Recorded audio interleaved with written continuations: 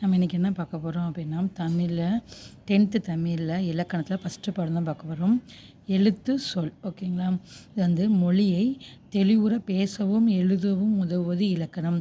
மொழியின் சிறப்புகளை அறியவும் இலக்கணம் துணை செய்யும் அப்படின்னு சொல்லிட்டு ஸ்டார்ட் பண்ணிப்பாங்க நண்பர்களே. பாருங்கள், சார்பெழுத்துக்கள் எழுத்துக்கள் வந்து முதல் எழுத்துக்கள் சார்பு எழுத்துக்கள் 2 வகைப்படும். ஓகேங்களா?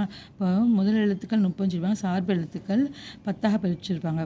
உயிர்மை, ஆயுதம், உயிரிழப்படை, ஒற்றலப்படை, குற்றியலுகரம், குற்றியலிகரம், ஐகார குறுக்கம், ஔகார குறுக்கம், அகர குறுக்கம், ஆயுத குறுக்கம். இது வந்து எல்லாமே சார்பு எழுத்துக்கள் ஆகும். அவற்றை நம்ம என்ன பார்க்க போறோம்னா, இங்கே உயிரிழப்படையும் ஒற்றலப்படை 2 அளப்படை குறித்து இங்கு காண்போம். அளபெடுத்தல் அப்படின்னா என்னதுன்னா, நீண்டு ஒலித்தல். ஓகேங்களா?